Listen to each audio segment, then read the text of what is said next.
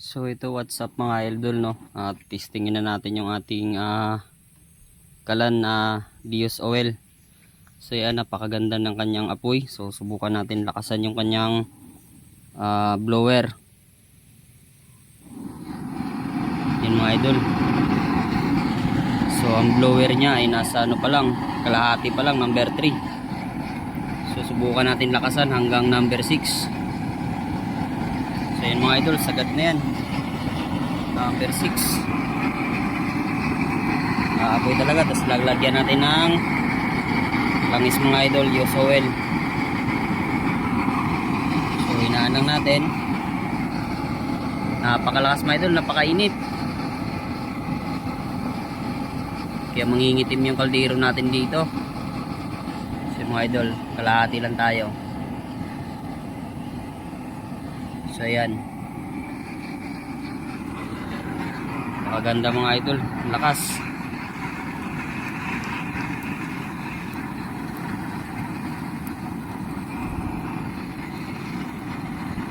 So di natin, ayun idol, nagbo-blue-blue na siya. Meron nang lumalabas na nagbo-blue-blue. So mas marami pa ring pula, so lakasan natin. Idol, pinakamalakas, lakas ng apoy. Oh, maangat. Naanong natin. Kalahati lang tayo.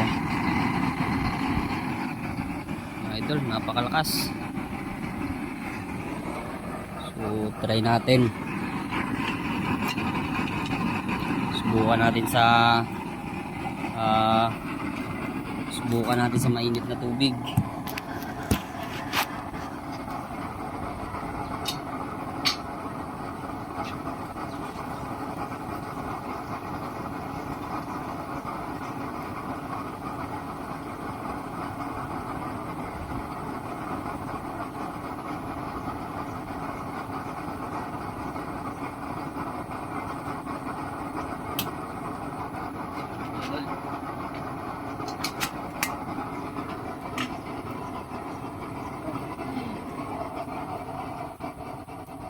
Tingnan natin yung di mangingitim yan.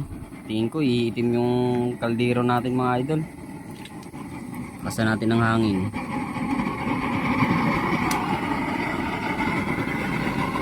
Pagkalakas mga idol. Pero tingin ko iitim yung kaldero natin dyan.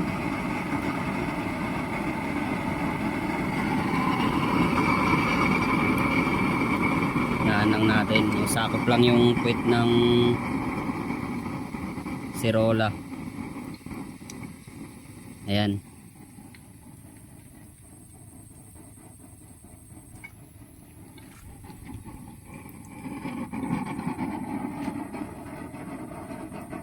Ayan mga idol, oh. Naka number 2 lang yung ano natin, blower natin. Wala pang number 2 mga idol, oh. Isa't kalahati lang. Ganda pala ito mga idol sa mga malalaking kaldero. Yan, tinisting lang natin.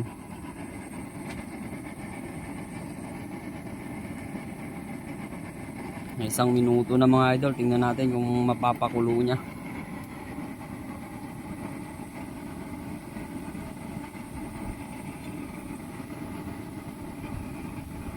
Pwede na rin ito mga idol, pang araw lang. Sa gabi pwede na natin gamitin itong stove natin. Sa umaga pwede ito.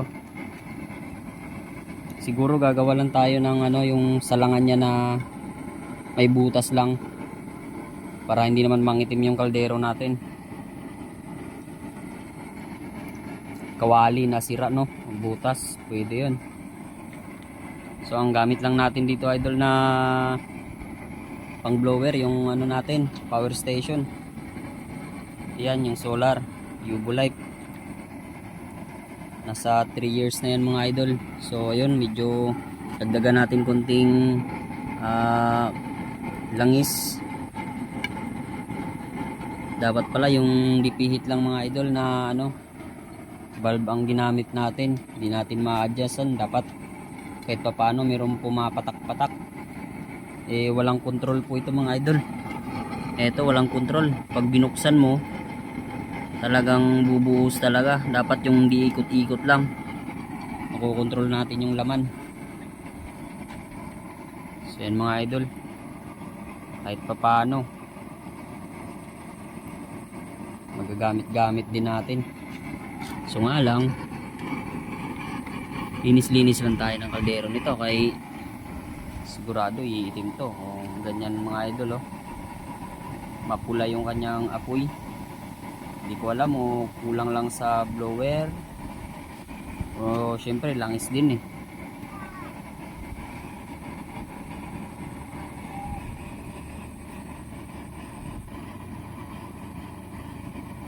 Yan mga idol oh.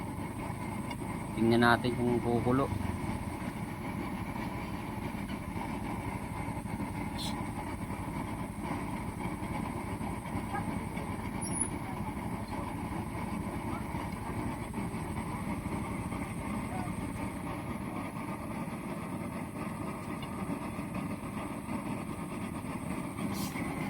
Tingnan natin. Wala pa. Mano pala siya, at pala kawali ay yung iitim kaldero nito. Pag Mataas ang ano? Ha? Mataas, parang mataas yan. Kasya kasi siya dun sa ilalim eh. Pag tinanggal ko yung gawan ko pala to ng bakal dyan sa loob. Ano ang langis yan? Oo. Itim talaga. Iitim pala ito. Kalakas pag nilakasan mo rin. Pag sinagad mo yung pang kaldero, pang kantin to dapat eh. Usok-usok na oh. Pag nilakasan mo.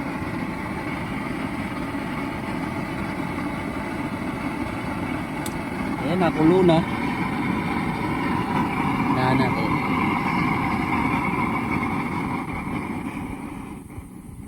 Ganda lang ito sa araw gamitin. Eh, sabihin, ubra pa rin pala siya sa kuryente. Kulo na. Siwik na. Kuryente yan nagabot. Oh, may siya. Kailangan may 220 volts. Pero pwede yun battery direct lang.